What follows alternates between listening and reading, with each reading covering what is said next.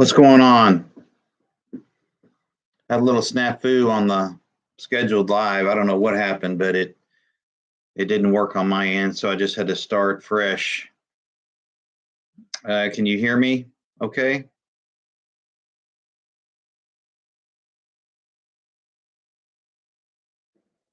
I hate when this happens.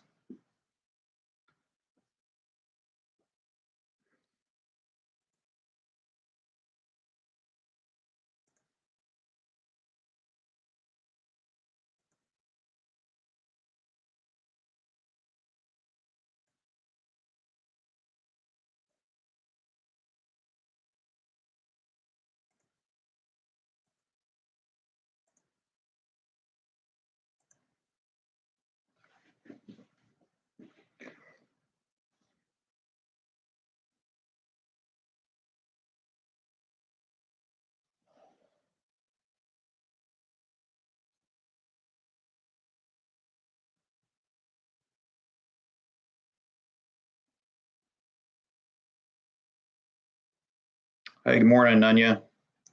Sorry, I don't know what happened with my scheduled live. It just didn't work on my end for some reason. I don't know what happened.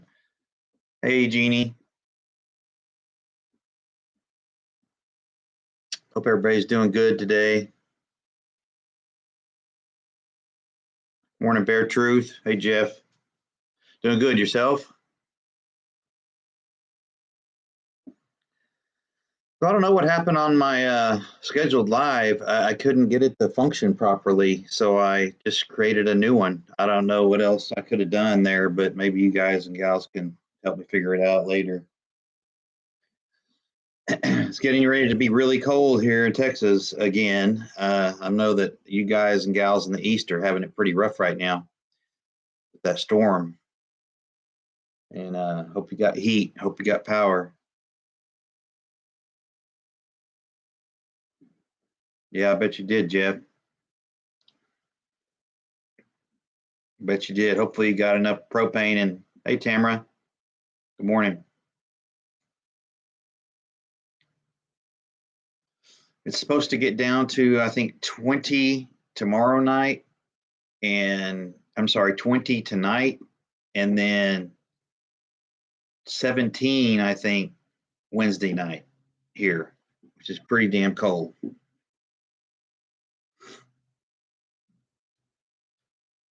Of course, last year is the coldest I ever remember it being here during the Ice Mageddon event. But let me kill this light. I'll be right back.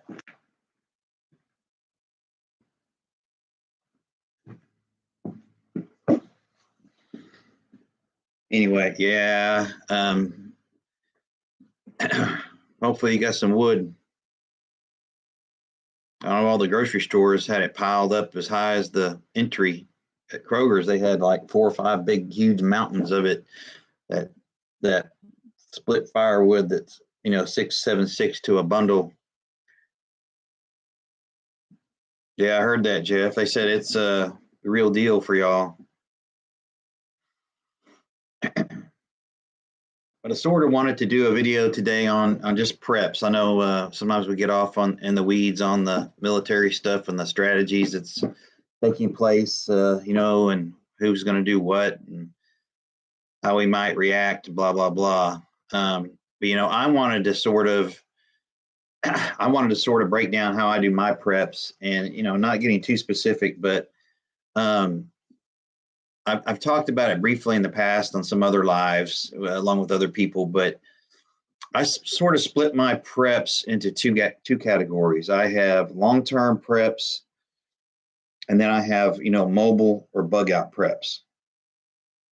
Now I've been doing this a long time, and a lot of people haven't had that luxury, but I split my preps, so to speak, in terms of those two categories: long-term, staying at home, bugging in, and then a mobile bug out type situation. Morning, AJ.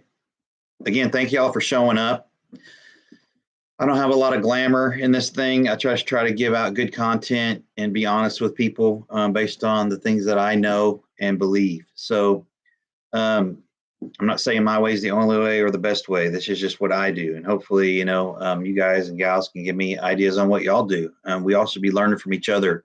Every day we ought to take something fresh out of these videos and apply it to our lives, or learn something not to do as well, right? But anyway, two categories: long-term, at-home preps, and then mobile bug-out preps. Now, obviously, your heavy stuff like your canned goods, your bulk items, and your heavy-duty stuff, that's more suited to a at-home situation. Now, me having the luxury of having a secondary property to bug out to, that property is also, stocked with a certain amount of stuff all the time, and we don't have tons of room to do all that, but we've got some room, and so we pre-position some of these preps in a cache there at that particular place. However, I also do have a little enclosed trailer in my garage that I keep under cover there in my garage that could also function as basically a rolling pantry, if you will, should it ever come to that. I don't have it preloaded. I just don't want my items out there and the temperature changes like that, because it does get hot and cold here, daily. It'll get up to 70 or 80 and it'll drop to 20 in the winter. And that's what you want to watch out for, is severe temperature changes like that, especially with your canned goods. So I just try to keep them inside in a consistent temperature and climate. And then, of course, I can always load them up if I have to. That's the one good thing about having a pickup and a trailer. So I can do that if I need to. So on the flip side of the long-term preps, what I try to do is have a mobile kit. So my mobile kit is sort of a spinoff of my long-term home kit. So it's a lot of the same stuff, but it's just less of it, right? And so I have my EDC, my little bug out bag, and it's got a few things in it, but it's not loaded down with canned goods and all that. It's lighter, a condensed version of the home stuff. And again, me having the luxury of having a secondary location, it allows me to just take a little bit, in case I run into trouble, I can still get there. And when I get there, I have stuff. And then if I was fortunate enough to load up my trailer and take it with me, I'll have more stuff. One of the things that we have to remember too is trying to keep preps, whether it's food or tools or containers, trying to keep things that have dual purposes, right? So like I have a plastic cup with a lid on it, a little hiking cup, or, a tumbler, if you will. And it's full of nails and screws and some tape and some cloth and some rope, and it's all stuffed in that tumbler. And, I also have a tumbler to drink out of if I need to. So, I'm taking up empty space in that tumbler in my bug out bag. So it's not taking up additional, hey, dragonflies, good morning. It's not taking up additional space in my pack. That empty space inside the tumbler can be used, is what I'm saying. And, instead of taking 3 or 4 screwdrivers and a hammer, in your bug out bag, you can just get a multi-tool with all these different functions, right? Screwdrivers, knives, file, pliers, little cutter right there for wire or whatever the case might be. And, things like that. You can condense your pack. Oh, okay. Okay, dragonflies, I see. I'm sure it's coming here. I might make a run today just to top off a few things spice-wise. That was a good video a good live this morning from KJ on the natural stuff. That was interesting. It's an area I'm definitely short in as far as knowledge goes. Hey, God soldiers, good to see you. But yeah, I try to really have a lot of dual purpose things in my bug out bag. And and that's just again, keeping it simple, stupid, right? The KISS method. I think that we all need to have enough tools and knowledge and food and water sanitizing capabilities to get by. You don't have to be a water purification expert, right, to have safe water to drink. Oh, nice dragonflies. You don't have to be an expert in this stuff, right? But you need to have the capabilities to get by. And prepping is not really, in my opinion, prepping is not for the modern conveniences of life. Now if you've got a secondary location and it's fortified and this and that, and you want to outfit it, and it's what you want, and you're making it more comfortable to live in or stay in, that's great. But as far as your bug out bags, and your mobility preps, you need to be able to travel light, okay? Because if anybody that's ever carried a rucksack or carried a heavy backpack in hiking, you know that wears you down. And unless you're proficient and do it all the time, if you run out there on the road, say you're in your vehicle, you get to bug out and you run out of fuel or you have a breakdown, you're on foot.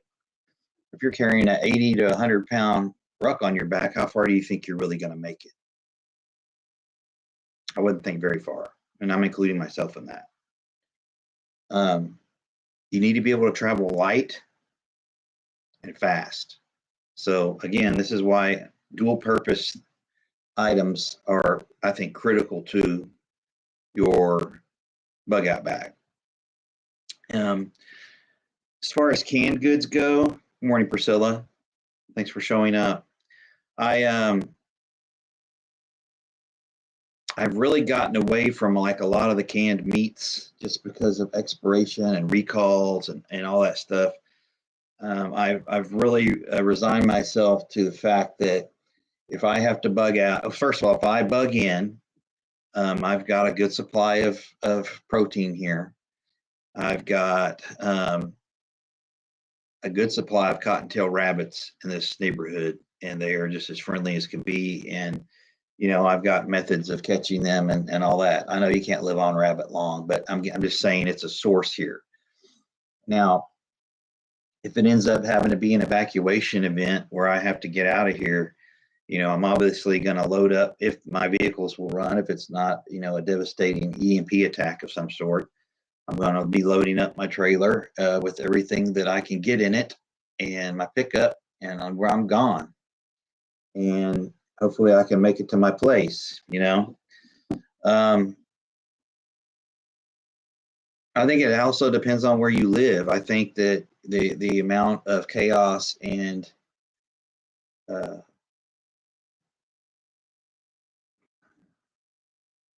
panic is going to be based on, the urban areas, highway congestion, obviously. And it only takes a few people to screw up a roadway, I mean, one flat tire and it's backed up for miles. More than me. But anyway, as far as auxiliary power preps, I've done a video on that recently, on what I've recently added. Okay, dragonflies, talk to you later. I really am a big fan of this Ryobi One Plus system. And I know a lot of you, a lot of us are on a budget. I'm including myself in that. But if you time it right, you can add these special gadgets to this system as you need them. Like they have a little lamp, a little radio, and all that. And it's really cool the amount of accessories that they make for the system. And I'm talking about a fan. They've got fans. They've got, hey, Misfit, good to see you. Again, lighting. They've got a power inverter. just all kinds of cool little things that really aren't that expensive for what you get. Now I would, put them in the blackout bags for, protection from EMP um, events, but who knows if that's really going to work. I mean, they say they're going to work and this and that, but unfortunately, we're just not going to know if these protection gadgets work unless we go through something, and that sucks. That we would have to find out that way. But morning, Christina. Morning, Jerry. Hey, Becky. Good to see you. But the thing is that everybody's situation obviously is different, but I really like the fact of being able to keep things simple and practical with your preps, right? If you don't have a bunch of propane or a bunch of gasoline and you don't have access to get more in a chaotic event or some type of SHTF event, if you don't have enough fuel or able to resupply those fuel items, then what's the generator going to do you? So know your situation. If you live in an apartment and you don't have the ability to store a bunch of that stuff, then a generator might not be your best bet. You may need to get yourself a solar kit, right? Something you can just lay out on a balcony or hang over the railing, get some power, this and that. So I think you just need to sit down and write it on paper, what makes sense for you in your situation. After you do that, then you go look around your home and see what things you have already in your inventory that you can compartmentalize in the form of a bin or a bag or some kind of toolbox. A lot of people use like tackle boxes for medical kits, or those little plastic collapsible little bins. If you're a single person, good job, Becky. If you're a single person, you don't need that much first aid. You just need a little bit. And speaking of first aid, y'all need to check out tomorrow, Wednesday night at 7 Central. Y'all need to make sure y'all come to Off the Wall Preppers channel because we're going to do a live battlefield series on medical, and I think it'll be great. I'm not a medical expert, but I've seen enough in the world to know what's probably going to be necessary if we really have an SHTF event here. But anyway, know your situation. If you live on a farm, you have the ability to store a lot of things. That's awesome. And you have livestock, most likely. You may have horses. I mean, there's your transportation right there. And the feeling I get is that if an event really takes place, and all indications are that this Russia-Ukraine thing is not cooling down at all. Again, people are just going to have no communications. It's going to be chaos, I'm telling you. I mean, you see how people act and get erratic, with no Wi-Fi. It's crazy. They just lose their stuff. It's so people are so used to everything at their fingertips, instantaneous gratification, right? That they just, I think, are going to lose it. And comms are going to be the first thing to go. They always are. And it's probably going to be at night. And, we used to have a saying in the military that we own the night. And we would if you look at any conflict since post-Vietnam that we've been in, it's always been initiated in the dark. And something to think about, And I'm not trying to, be a fortune teller here and predict the future. Putin has put enough of his,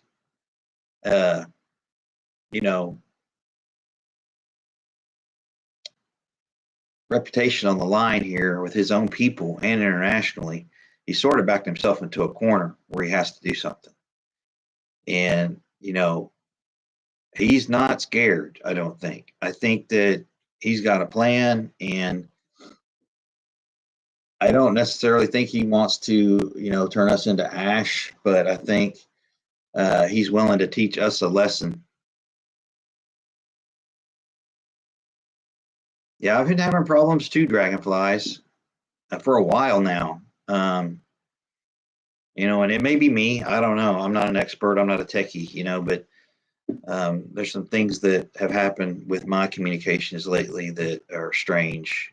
And I think there's obviously been hacks and penetration testing. They've been doing that since, the Trump days or before, probably since Obama. I can't remember all the stuff that's happened, but I would expect more of that. If you can cripple the power grid, if you can cripple the water treatment plants,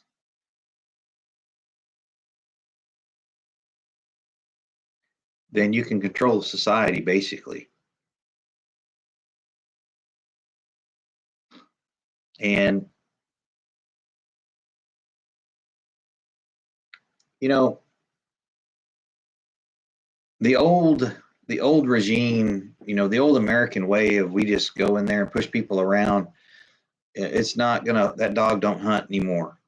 You know, I mean, we have a lot of technology and we have a lot of capabilities, but we're not the only ones.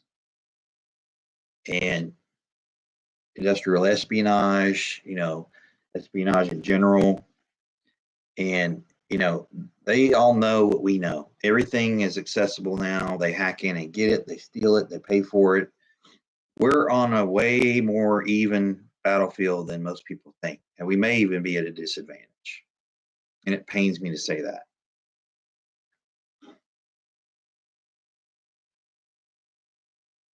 But yeah, scary times, and nobody, I don't want a conflict with Russia because I think it's going to be one of those things that is going to be painful for everybody. But yeah, that's what we're here to do, is try to teach each other. And again, my way is not the only way. I'm just telling you guys what I think and what I do. And, I'm certainly willing to learn other things from other people that I don't know or want to get better at, because that's what it's all about. I mean, it's everybody is short somewhere, you know. You can't be prepped for everything. We can try to strategize and stock up and maintain the things that we have for what we think might happen, but it's really just rolling the dice at the end of the day. I think that if you're in a position where you can, hunt and fish, and that's a game changer for you that a lot of people don't have the luxury of being able to do. Of course, if again, we start lobbing radioactive material back and forth, it's all bets are off, because everything that that you touch is going to be exposed and deadly, most likely. And I would expect some serious hacks and some serious jamming and penetration uh, damage from electronics. I would expect some more terrorism. I think that, again, if you can poison a water supply or affect the electric grid, I mean, hell, we've already proven that we have a weak grid in Texas. We have our own grid, but it's not capable of withstanding pressure, and I bet you have, Becky. That's great. That's great. I think that's a good program too. In Texas, I think it's hunter's education is required. If anyone under the age of 16 wants to hunt alone, they have to have hunter's education. I think if you're with a licensed adult, you don't have to have a license until I think you're 15 or 16. But yeah, it's a great program. Teaches them etiquette and safety and all that stuff. So that's great, Becky. Um,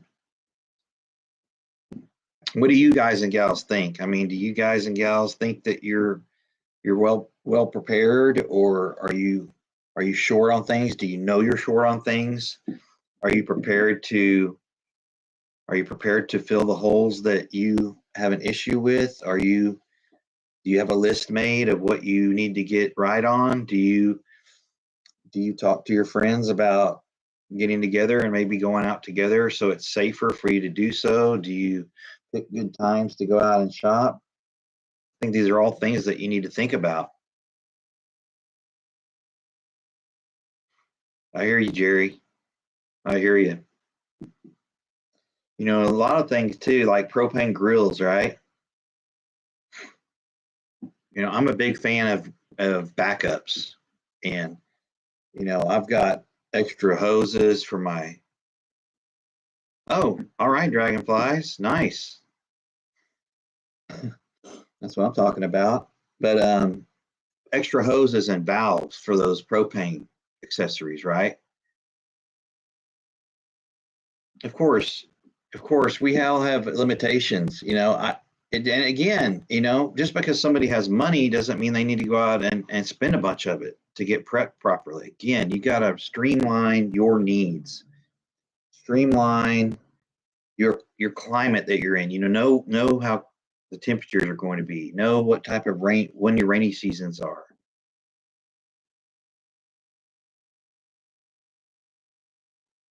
You might be right, Jeff. I mean, when the balloon goes off, Jeff, yeah, I hope they do too, dragonflies. Speaking of coffee, did y'all know I have a coffee line?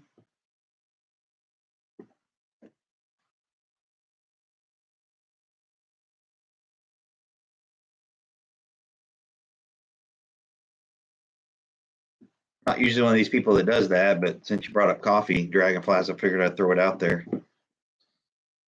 It's not the cheapest coffee in the world, but you know, I like it. It's good. It's called Direct Hit Coffee, veteran-owned business. If you're ordering coffee online, you might consider it. That's all I'm saying.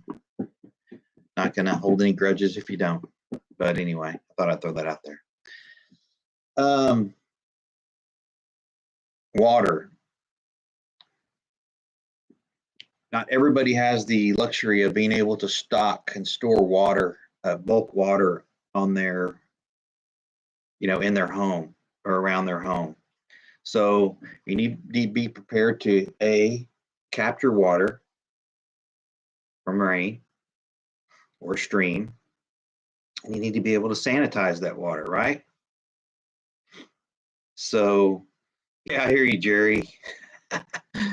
uh, you know, different people, different strokes for different folks, I guess. I like the really strong coffee, so that's sort of why I got into it. You know, sort of like drugs, I guess. You get enough caffeine and you know, you got to keep adding to it or you don't get what you need out of it. So, um, you know, it is what it is. But coffee, you know, as long as you got some, I guess that's good. I drink some stuff called Rev that's really good. REVV. They sell it at Wally World. It's not Death Wish strong, but it's pretty strong. And I think you'll like it. REVV, and it's about 50 cents a pod. But being able to capture water, store water, sanitize water, and you know, I didn't do a lot of show and tell today, but there's a lot of things that you can do to capture water right out of your gutters on your house, you know, off your roof. And there's things that you can make and you can, you know, buy to, you know, capture water from an actual downspout off your house. And, you know, everything from boiling to straining to bleaching to, you know, iodine tablets, all that stuff is available to you if you need to you know, collect water.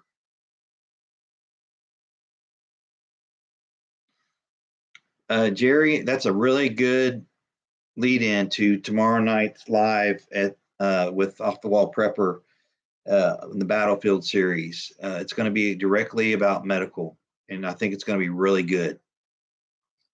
We've got some show and tell items that are going to be presented and give people some ideas on what they can do. So I would tune in tomorrow night at 7 p.m. Central at Off the Wall for the next Battlefield episode about medical. I hear you, Texas Prepped. They don't get it. And you know what? I'm not telling you I wouldn't help family that didn't prep and mocked me for doing so. But, there's going to be times where we have to be able to tell people no, because we went out, we did the things. We stockpiled, we got up and went to the store. We're the ones that went out and did the things and blood, sweat, tears, built the stuff, spent nights in the cold, to get things upgraded and ready. And, my thing is if you're going to come into my mag, you better have a skill. We're not going to just have another mouth to feed. That's not going to happen. And, mags are important. Mags are important, but, it's not a camo patriot. Good to see you, Farmer Son. It's not meant to be a camping social group. Mags are supposed to be a functioning unit of skilled people. I don't care if you got a chef, a nurse, a mechanic, a gunsmith, a veteran, a farmer. Those are all skillful people that can help.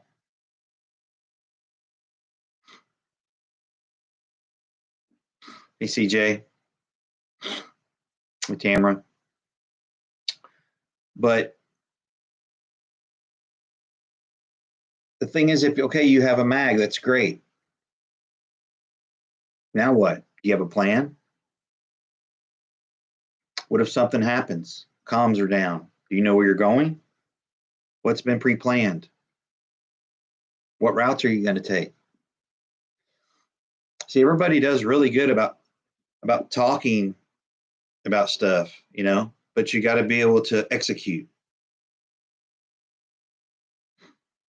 And assistance is assistance, right? That's true. But you also have to be able to execute. And if you've got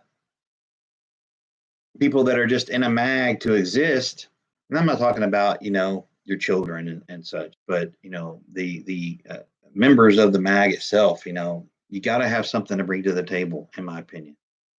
I don't care if you're just a seamstress or whatever. Again, all important skills, something. Maybe you can cook. Maybe you're a firefighter or a cop.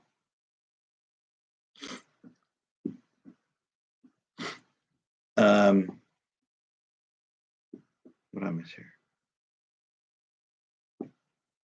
Now listen, bugging out to me is an absolute emergency, a dire situation.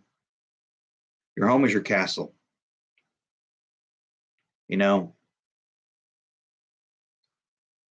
think you're much better off to ride something out at home unless it's absolutely unsafe to do so.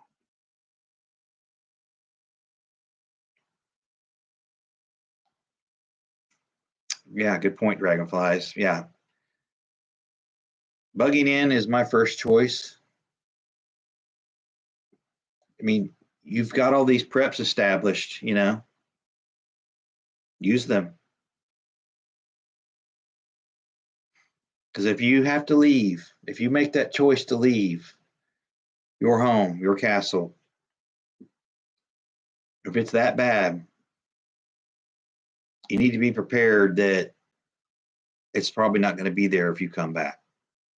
You need to be prepared to lose that resource. Just like going to Vegas. Don't put money in or on the table unless you're willing to lose it. That's true, Camo. That's another thing. If we get EMP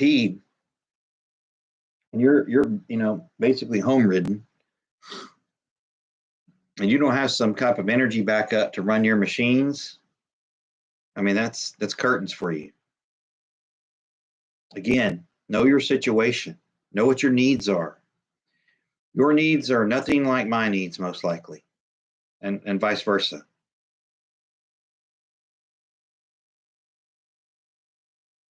You have to be able to, if you're going to bug in, you have to be able to secure your home. There's been a lot of lives and a lot of videos done on this subject.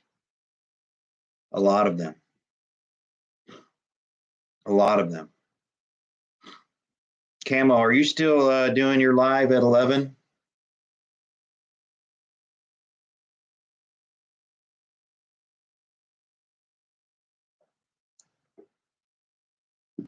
Oh, that's good, Christina. That's awesome.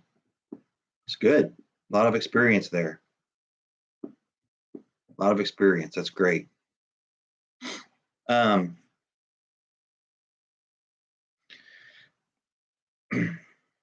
make sure y'all go check out Farmer's Son Prepping at 11. But I think those of you that have been in the medical field or are in the medical field now, I've got a family member that's pretty experienced in the critical care area, and I could tell you that you need to be prepared to keep your ass out of a hospital at all costs. So that means you need to up your medical game really, really well. And you need to get good advice from people that are professionals in that industry. I'm not against going out and buying all these trauma kits and tourniquets and all these IFAKs and all this stuff. That's cool. Hey, Bob. But I think you just need to start small. If you don't have any medical prepped, get the basics. Pain reliever, cold and flu, antidiarrheal, antiseptic mouthwash. Hey, Shift. A dental kit of some kind, extra toothpaste, toothbrush, dental floss. Antibacterial soap to wash a wound with, or HibaCleanse. Basic stuff. Ointment, triple antibiotic ointments, some bandages, some gauze. Keep the basics covered. And I'll be showing some items tomorrow on Off the Walls on the Battlefield series that are pretty advanced, but it's because I have somebody that is a specialist. All right, a specialist.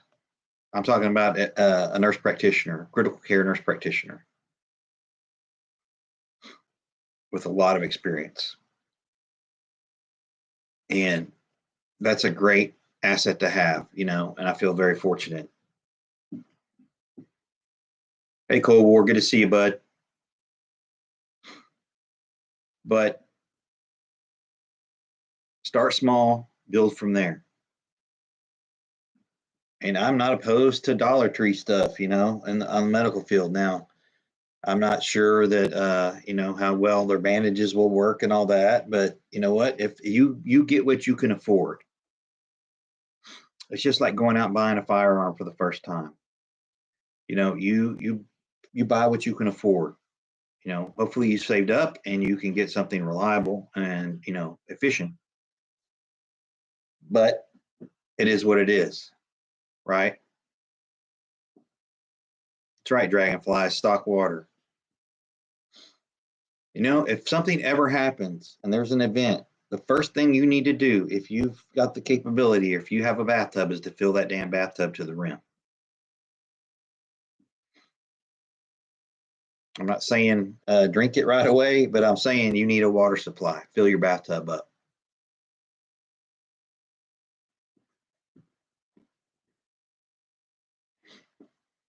You can actually find that stuff online, Texas Prepped. Don't kid yourself. I didn't enter anything medically as far as a license was concerned. They didn't ask.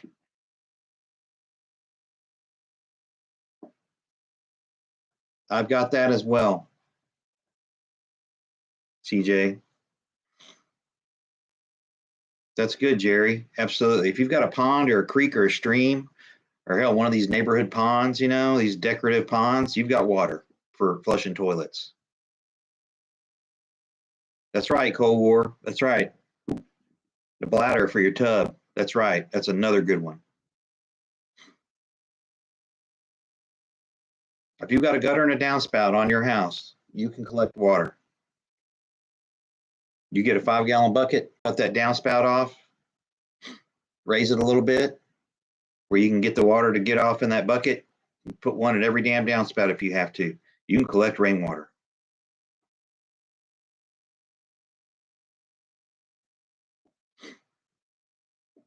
Hey, off the wall, good to see you. Hey, Tanya. But yeah, water's critical. Water's crucial. You've got to be able to collect water if you don't have an active water source at your home.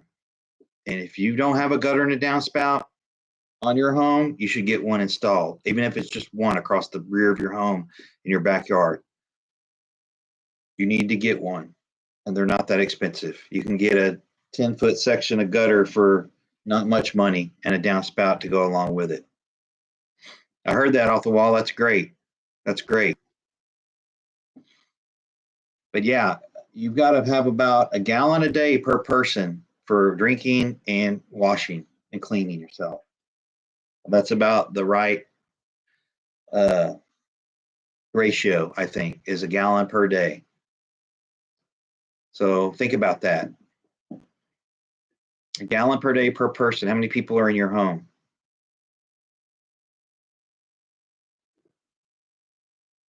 Again, keep it simple, people. You know, storing 40 cases of bottled water may not be realistic for you.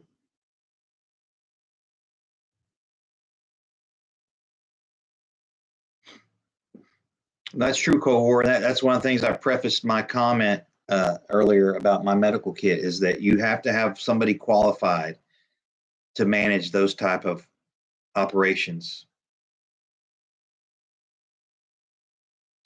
You know, you can really hurt somebody with a tourniquet if you don't know what the hell you're doing. So again, I'm lucky enough to have a medical professional, very experienced medical professional in a lot of different areas, but critical care ICU is the first one. And so, you know, I feel better about my situation with that for sure.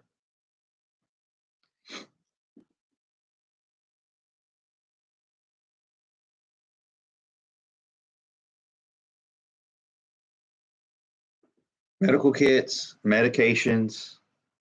Don't forget your prescription meds. They say India is about to lose power, like bad. Well, where do you think our medications come from? India.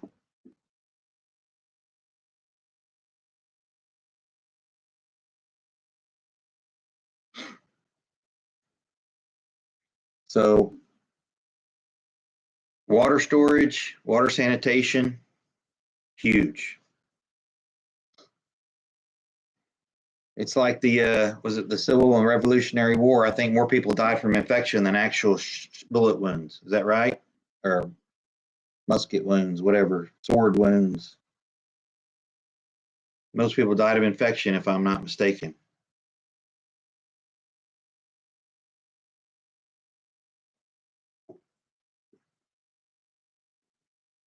I think it's 8 drops of water per gallon of bleach.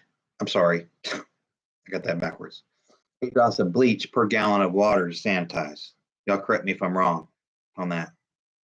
8 drops of bleach per gallon of water.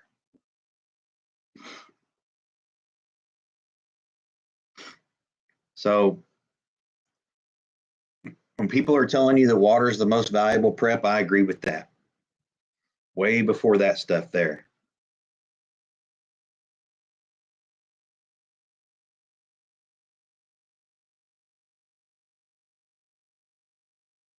Again, know your terrain, know your geography, know what natural things are in your area.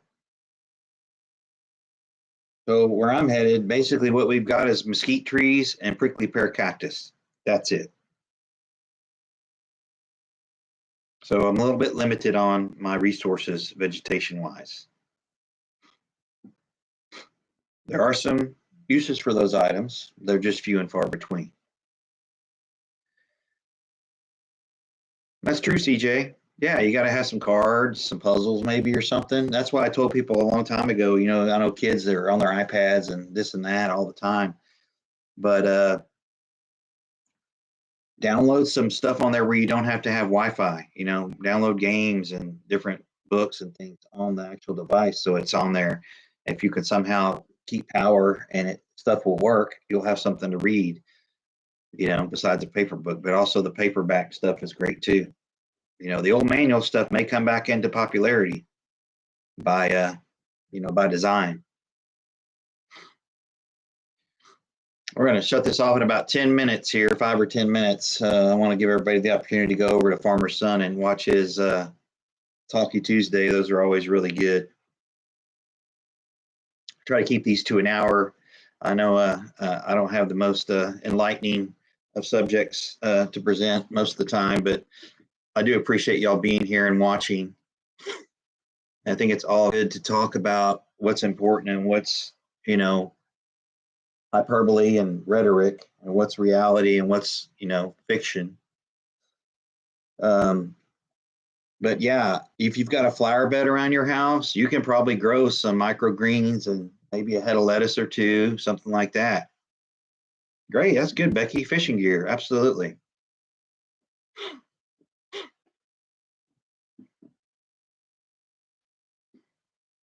Like I said, I've got a little cage trap, a little 2-foot long cool live trap that I bought recently, and that's going to be my rabbit catch, for the neighborhood cottontails. Should they, keep entering my backyard at will, I don't mess with them. I'm letting them walk right into the trap. Hey, thanks, Jerry. Appreciate that. Yeah, I appreciate the thumbs up to everybody. That's great. Again, I'm not sharing any enlightening information, but I think that people get in the habit of just throwing out materials, get this, get that, go buy this, go buy that. I think you're better off to have simple things that you can operate under stress that will function and get you through hard times. It's not about comfortability. It's not about, convenience. It's really about surviving. And I think if you keep it in that frame of mind, it's about surviving. It's about thriving. I think you'll have a lot better outcome with the stockpiling of your things and have a productive chance of making it. And I'm no expert in this stuff. Some of this stuff I don't, like canning, that's not my thing, man. I'm trying to learn it, and it's not my forte, but there's a lot of people that are good at it, and I'm listening to them. And I need to try to find somebody that knows how to can so I can go do it with them. I'm a touch and feel type learner. I need to touch and feel, a lot of things to be able to get it. That's just how I am. But I just think that we get off in the weeds sometimes with materialistic things that are convenient, And again, you have to prep to your skill set, right? I mean, if you are a medical doctor and you know how to use instruments, or you're a dentist and you know how to use instruments, you probably ought to have some medical instruments around that you can utilize for those procedures. You probably do. I have a nurse practitioner and she's done all kinds of stuff. And so I've got some of those tools. But again, as far as medical goes, you've got to have a qualified person. You really do.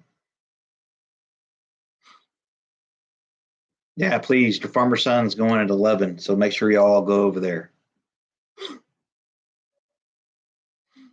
And I know I keep harping on it, but you've got to be able to keep it simple. And budgets are a factor, right? Like the wall said, you don't have to go buy everything if you're starting out. Just buy the absolute bare minimum things that you need to survive.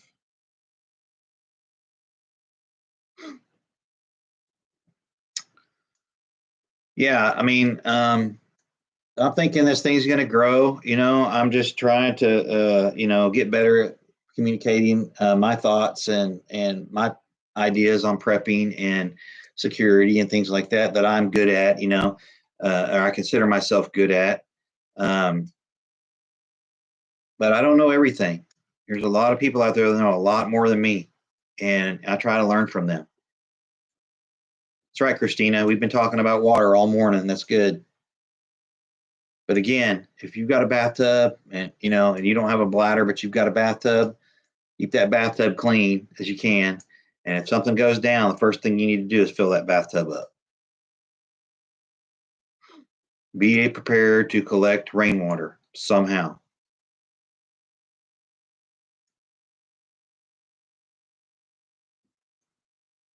You also need to be prepared to secure things properly. Don't leave things scattered about where they can be easily stolen. If you're in a vehicle traveling down the road and you need to try to be as inconspicuous as possible.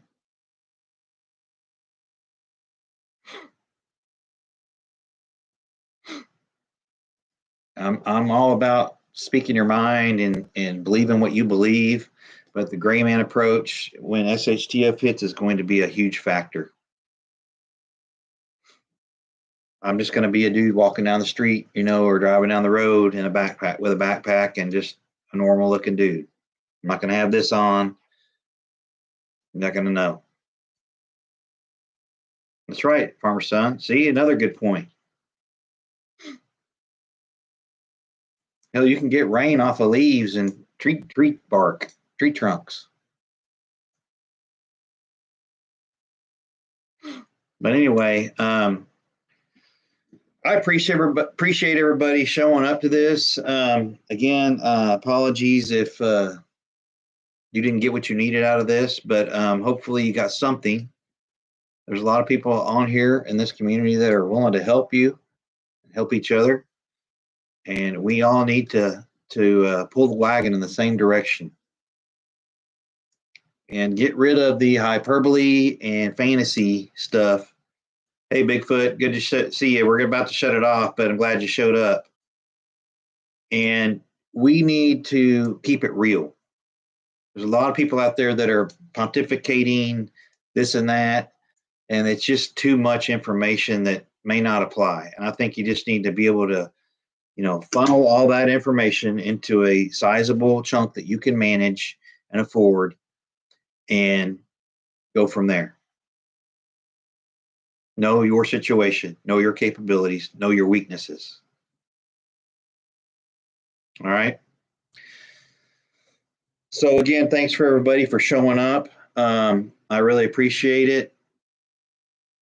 And just keep doing the things. Know your capabilities, know what you need, know what you can do. And I'll probably see y'all over at Farmer's Son prepping. Want to see his Talkie Tuesday. And again, thanks for showing up. And we'll keep working this thing through and hopefully get better at presenting information. But again, don't forget to go to Off the Wall tomorrow night, 7 p.m. Central for the next Battlefield series on medical. You're going to love it. It's going to be great. All right, Jerry, stay gray. Thanks for showing up. I appreciate it. We'll talk to y'all later.